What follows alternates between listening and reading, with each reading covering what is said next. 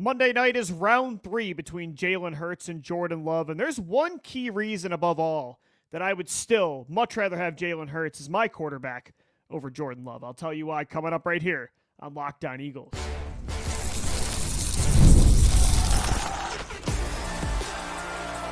You are Locked On Eagles, your daily Philadelphia Eagles podcast, part of the Locked On Podcast Network, your team every day. Hey everybody, welcome in. I'm Louis DiBiase. Welcome to the Locked On Eagles podcast, part of the Locked On Podcast Network, now the number one sports podcast network in the world. Thanks so much for making us your first listen each and every day. We are brought to you today by Gametime. Download the Gametime app, create an account, use the code LOCKEDONNFL for $20 off your first purchase. Eagles, Packers, this Monday night, and it's round 3 between Jalen Hurts and Jordan Love. Jalen Hurts won both games last year, the season opener in Brazil, the wild card round in Philadelphia. Hurts has had Love's number. Hurts has kind of had Green Bay's number since coming into the league in 2020, obviously taking over for a benched Carson Wentz in that loss at Lambeau the last time they were in Green Bay. But Jalen looked really good and held on to the starting job the rest of that season. 2022, one of the best rushing performances I've ever seen from a quarterback, not just an Eagles quarterback, but an NFL quarterback. Hurts set franchise records that night. Sunday Night Football 2022 against Aaron Rodgers and the Packers. Jalen and Miles Sanders combined for, over 250 yards on the ground, just dismantled that Packers defense. And then last year, even though there were some turnovers in that Brazil game, I thought Jalen outplayed Jordan Love in the opener. I thought he played just as good. Neither one played great in the wild card round, but Jalen, yet again, when it mattered most, played better than Jordan Love. And that's why you look at these two players, and I think there's a lot of analysts and fans outside of Philadelphia that would say they're on a similar tier. And a lot of people might take Jordan Love over Jalen because of his style of play. You look at the numbers, he's more of a high-volume passer. People love that kind of quarterback, a Jordan Love that can throw off any platform, just a very whip-it kind of guy, a gunslinger. People like that kind of quarterback, right? And Jordan Love in 2 years as a starter has made the playoffs in back-to-back years. They also were in that same 2020 draft class together. So I think a lot of people put Hurts and Love together in a similar quarterback tier. But for me, I think outside of just the resume of championship contending, playoff wins, overall production, Jalen Hurts has one thing that also makes him clearly a step ahead of Jordan Love. And why I say it's not just Jordan Love, but every quarterback in that historically great 2020 class that includes Joe Burrow, Tua Tagovailoa, Justin Herbert, and Jordan Love. It's why I still say Jalen Hurts is the number one guy from that class. There's a lot of reasons you could say that, but the number one reason I still trust him over Jordan Love, why he's in another tier above Jordan Love, why he's a superior player, he's in another tier to Tua and Justin Herbert, and why I put him ahead of Joe Burrow. I think Joe Burrow is a top 4 talent in the world.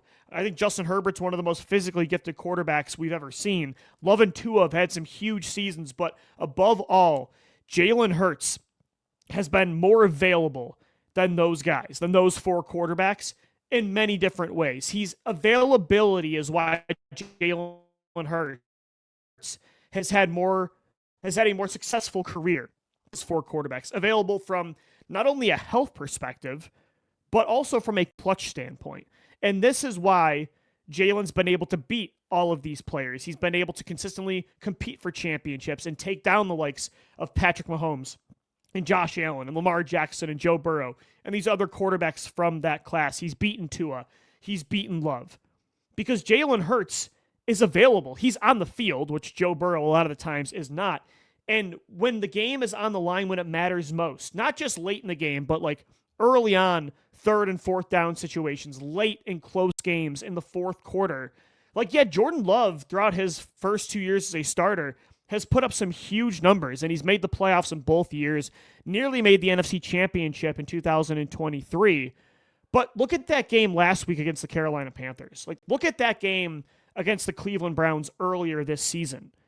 You don't see those kinds of performances, that sporadic roller coaster ride, the self-destructive tendencies at times, in not only Jalen Hurts, but the entire team that is the Philadelphia Eagles, compared to Jordan Love in the Green Bay Packers. That availability in the clutch from a health perspective as well, that level of consistency, that level of control and calm puts Hurts to me above those players. That is something that I don't think people value enough in a quarterback. That is Jalen's special trait above it all, above the deep ball, above the mobility. That's what makes him stand out to me over Jordan Love. That's why I would say he is not in the same category. I think Jalen Hurts is in that top 5 conversation. Jordan Love can have top 5 moments, but I think he's more so in that, I would say, 12 to 16 range. Like, that's to me where Jordan Love is. In close games, like, who do you trust more to make the play, not the mistake? To me, it's by far Jalen Hurts, and it's why in 2 close games last year against the Green Bay Packers, I don't think it's a coincidence that Hurts got the better of Jordan Love. And like I said, it's not just like late in games in the fourth quarter. It's not just that he's healthy more than a lot of these other quarterbacks we're discussing in that 2020 class, but his third and fourth down performance this year, and I think that counts as clutch. Even if it's in the first quarter, the second quarter, those money downs though, it doesn't matter what quarter it is. That's part of being clutch. Having clutch gene is money downs. That's when you put on your best showing. Jalen Hurts this year, throwing the football in third and fourth down. These numbers I'm putting up on YouTube, they are all number 1 ranked among all quarterbacks on third and fourth down. Jalen Hurts is first in passer rating this year on third and fourth down with a 123.3 passer rating. He is first in completion percentage over expected on third and fourth down at plus 16.5%. His yards per passing attempt on third and fourth down, yards per pass, is 10.1.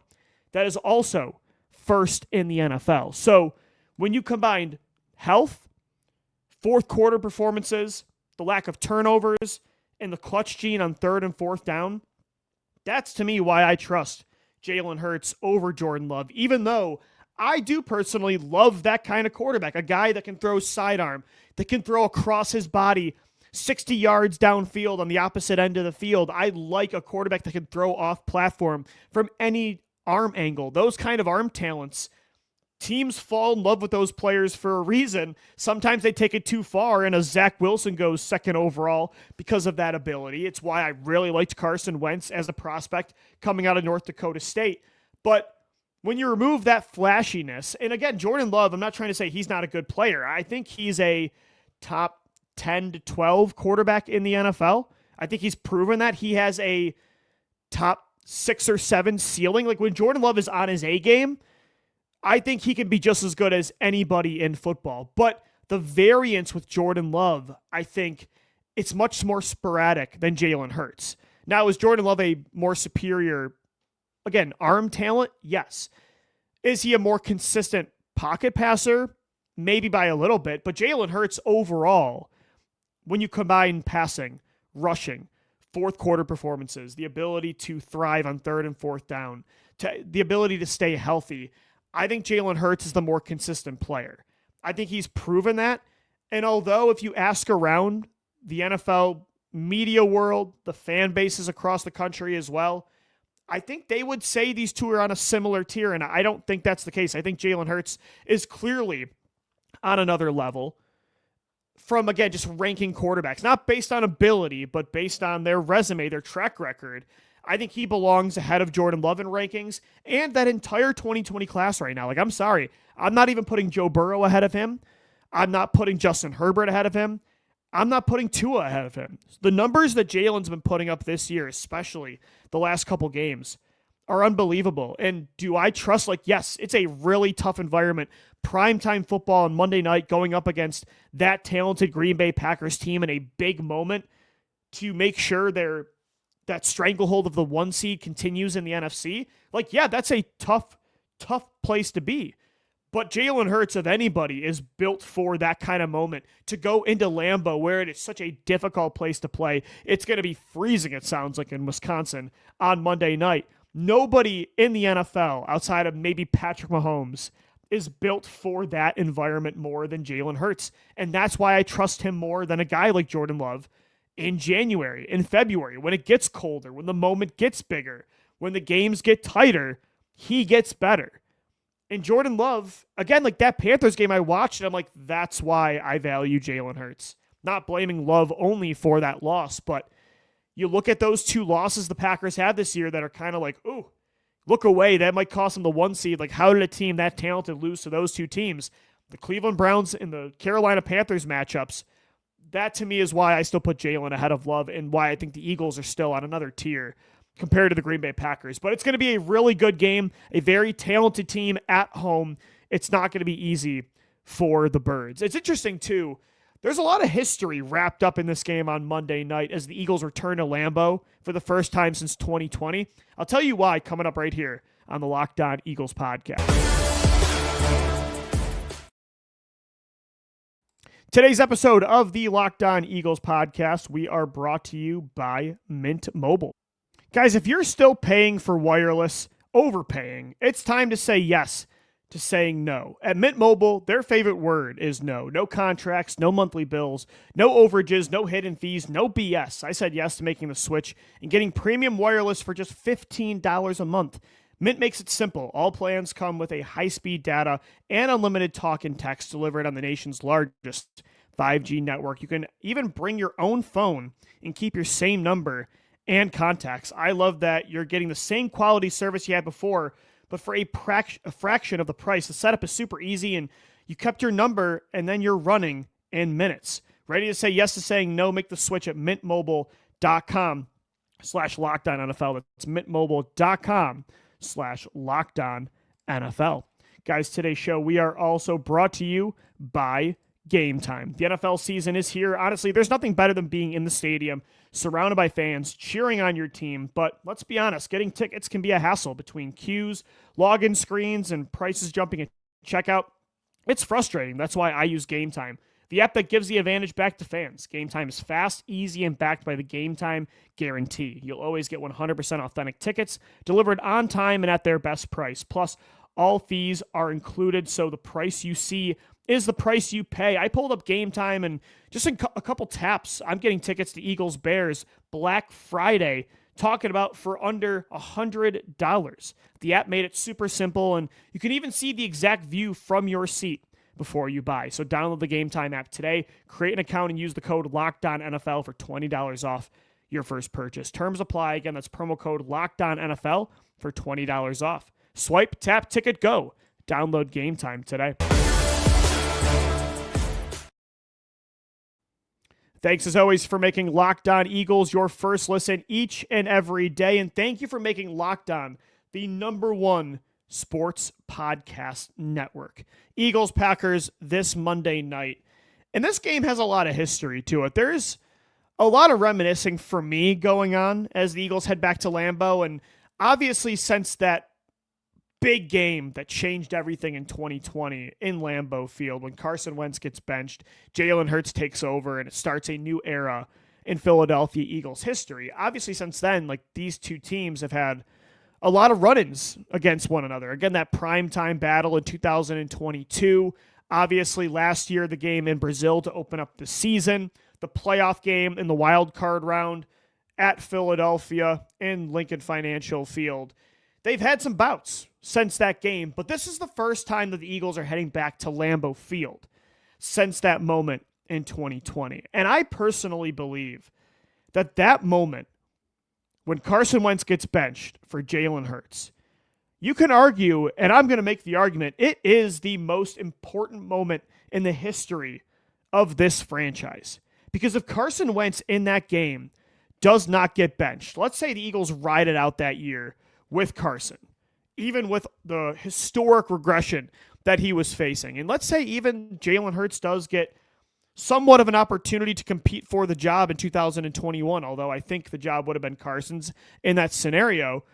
Wentz, even if Jalen was able to compete to a degree, I don't think Wentz demands a trade. Now, maybe he does. Maybe he was so mad about the Jalen Hurts pick and he blamed that as the reason he regressed in 2020, but Let's say the Eagles stick with him, though, and he didn't feel that kind of betrayal during the season.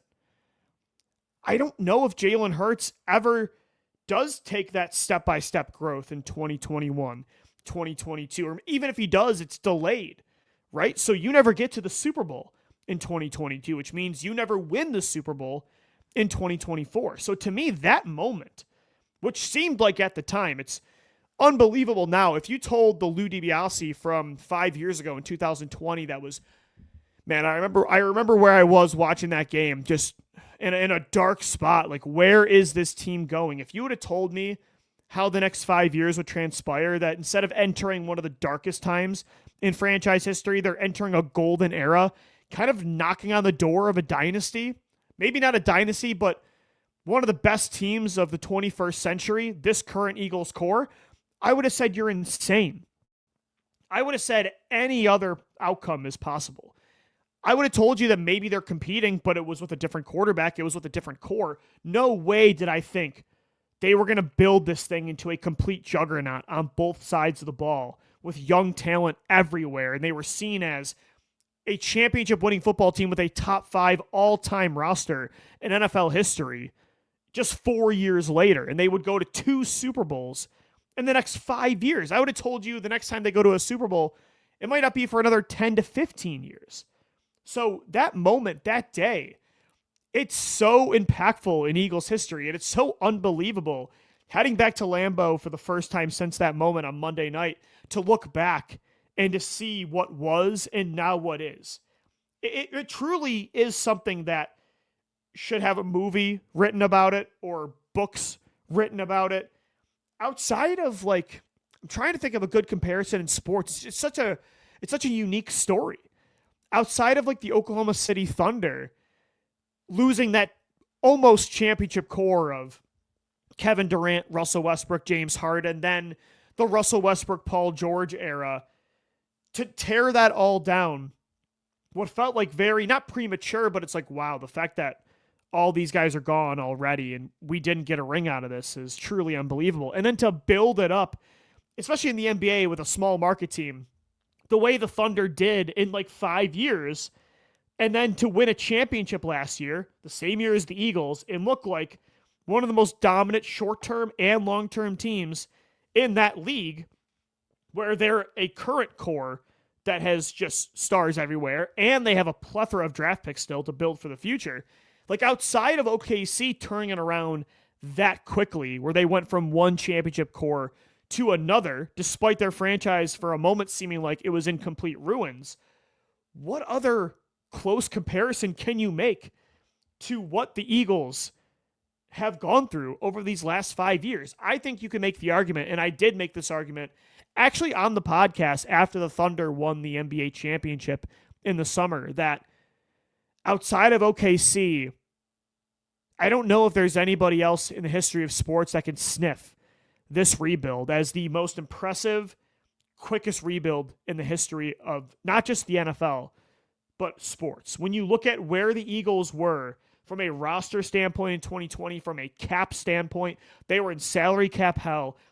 They were in quarterback hell, trading away their franchise quarterback who just signed a massive contract. Their roster was old. It was slow. They didn't have a lot of draft picks at the time. It felt like Howie Roseman didn't know how to land a good prospect in the first 2 rounds of a draft. They were in a dark spot. And yes, in the NFL, you can turn things around a lot quicker than like the NHL, for instance, or the MLB, especially if you're a small market team, or the NBA. So you can make the argument, OKC is ahead of Philadelphia. You could say maybe the Boston Celtics, like after they lost the big 3 of Paul Pierce, Kevin Garnett, and Ray Allen. Like, that one was a pretty quick turnaround too, but I don't know. The Eagles, like what they are now compared to who they were in 2020, I mean, it's night and day in just 5 years, where now they are the most well-run organization in the NFL, and you can make the argument in all of sports. Like, everybody now aspires to be what this team is. Howie Roseman is now the blueprint of how to run a roster. Jeffrey Lurie is now the blueprint of what owners should be doing to support their team in becoming consistent championship level contenders. And again, like the perspective at that time was, for me personally, good. Congrats, Howie Roseman. Congrats, Jeffrey Lurie. You just cost us the first championship core in franchise history. Thanks to you, now you're stuck with an average quarterback. You just lost your franchise guy who's going to want out. Your Super Bowl winning head coach. I wanted Howie Roseman fired at the time. I'll put my hand up. I'll say it. Those were dark days. The roster looked like it was in complete ruins. And now to head back to Lambeau 5 years later as the reigning Super Bowl champions with that quarterback in Jalen Hurts as the reigning Super Bowl MVP, and he's been to 2 championships in that span and has outplayed the best quarterback of this era. It's unbelievable. And I think it's a cool full circle moment. That was, to me, again, like I said to start the segment, I think that was the most impactful moment.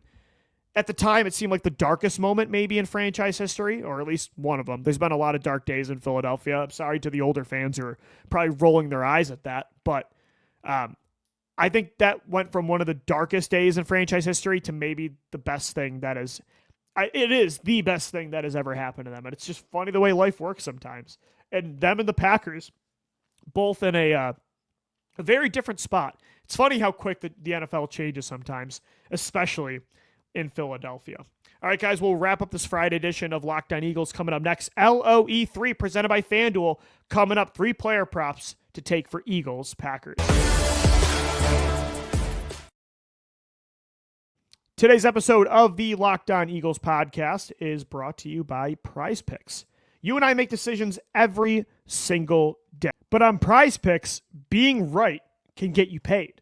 Don't miss any of the excitement of this sports season, whether you're following the NFL, the NBA, or both. There's no better time to jump in on the action. If you haven't tried it yet, PrizePicks is the simplest way to play. Just pick more or less on at least 2 player stats, and if you get them right, you win. It takes less than 60 seconds to make your lineup.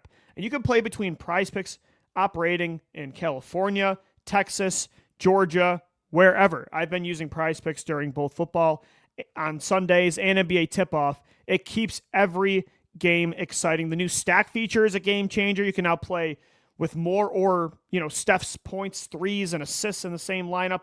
Plus, like I said, if one of your players leaves early with an injury, the injury reboot saves your lineup from a loss. Download the PrizePicks app today. Use our code LOCKEDONNFL. You're going to get $50 in lineups after you play your first $5 lineup. That's code LOCKEDONNFL for $50 in lineups after your first $5 lineup. PrizePicks. It's good to be right. Thanks as always for making Locked On Eagles your first listen each and every day. Guys, make sure your second listen is the Locked On NFL podcast with Tyler the Madman Rowland, getting you a shot of football espresso in the morning to start your day. And then Tony Wiggins, the barber, takes you into the barber shop during the afternoon to talk shop, to talk ball. 2 episodes of Locked On NFL a day, Monday through Friday, wherever you get Locked On Eagles, all podcast platforms and on YouTube as well. Time now for LOE3 presented by FanDuel. 3 player prop bets to take for Eagles Packers, and I had quite the week 2 weeks ago against the New York Giants. I went 3-0, and we are now back in the positive for unit shares for the 2025 season. I'm going to try to keep that going. Right now, I'm at plus 3.79 unit shares on the year. Let's try to go undefeated again against the Green Bay Packers. So here are my 3 bets. I'm going to start with an anytime touchdown score for A.J. Brown at plus 160. I just feel like in Lambeau, where it's really difficult to play, the Packers defense is really talented. They have talent on all 3 levels. For instance, Xavier McKinney at safety is one of the best ball hawks in football. I really wanted the Eagles to sign him actually last offseason in 2024 before they brought back C.J. Gardner-Johnson. You've got one of the rangiest linebackers in football on Edgerrin Cooper on the second level. You've got Micah Parsons and Rashawn Gary on the edge on the first level of the defensive line. They've got talent. It's in Lambeau. It's cold. It's a big game against one of the top 4 teams, one of the division leaders in the NFC right now. A revenge game, too, for the Packers. The tush-push game. There's a lot to this. This is going to be a dogfight. In those kind of games, what kind of player do you want? To me, you want an A.J. Brown type of player. Big body, physical, can win against press coverage in the cold, can make tough grabs over the middle of the field, can fight for more yards. He's a clutch football player. I just feel like A.J. Brown in Lambeau is the kind of guy that you force feed the football. I kind of think about even too, like going back to 2019, that dogfight against Aaron Rodgers, Carson Wentz versus Rodgers, a shootout on Thursday Night Football. I remember going back and watching that film and watching back Alshon Jeffrey and how crucial it was just to have that kind of big body player out there in the red zone. Had one of the big first touchdowns to keep the Eagles in that game. Remember, they had to win that game to keep their season alive. And having an Alshon Jeffrey, a sure-handed tight end like Zach Ertz, really important. And I feel like with A.J. Brown coming back from injury, bye week, missed the game against the Giants, but had 2 touchdowns against the Vikings, I think Brown is going to be obviously a featured part of this offense. And with the new under center play action style that Kevin Patullo is running for Jalen Hurts right now, I think A.J. Brown seamlessly fits into what they are doing now schematically. So I think they're going to draw some things up for him that maybe they didn't even before the bye week. And so Brown to me is going to get in the end zone. I like that anytime touchdown bet at plus 160. Then I have a 2-leg parlay for Jalen Hurts at plus 213. I think it's a rushing bet. Over 26.5 rushing yards, which is his current line. And then an anytime rushing touchdown. This is the tush-push bet. The Green Bay Packers started the witch hunt to get rid of the tush-push this offseason, although I think it was pushed by, no pun intended, pushed by Roger Goodell. But I think it would be so great if the Eagles scored at least 1 touchdown with the tush-push in Lambeau and they get booed off the field. It would be phenomenal theater at Lambeau. I think that's what they're going to do. Jalen Hurts will get at least 1 rushing touchdown. He hasn't had one in a while. He only has 3 tush-push touchdowns, I believe, this year, which is less actually than Josh Allen. So we can stop saying that Jalen Hurts is this tush-push merchant. He scores in a lot of other ways, people, but I think he gets a tush-push touchdown in Green Bay, and 26.5 rushing yards. I like that when you combine the scramble drill. Also, I think an added emphasis on him as a design runner. I think as the year goes on and these games are more important like it is in Green Bay, you're going to want to use Jalen Hurts more as a rushing quarterback. So 26.5 rushing yards. I like that line. I made it a 2-leg parlay to increase the odds. I like that at plus 213 as a 2-leg parlay. And then my final bet, Jordan Love interception, you betcha, plus 125 for Jordan Love to throw an interception. Like I said in the first segment, Jordan Love sometimes can be a little bit sporadic. I think he can force the football down the field. The Packers do not have a lot of their weapons. They're pretty banged up right now. Tucker Kraft out for the year at tight end. Christian Watson back in the lineup the last few weeks. He's a vertical threat. I think Love's going to try to take some shots. Drew Makuba, Reed Blankenship, someone's going to get a pick down the field. I like an Eagles turnover in this game at plus 125. You can make all these bets at FanDuel. Go download the app and bet with LOE3. That's going to do it for today's edition of the show. Thanks as always for making us your first listen each and every day and for making Locked On now the #1 sports podcast network. Until Sunday, or Monday actually. We have a Monday night game to talk about. Until Monday, thanks as always for downloading, watching, and listening. And let's go Birds. Fly, Eagles, fly.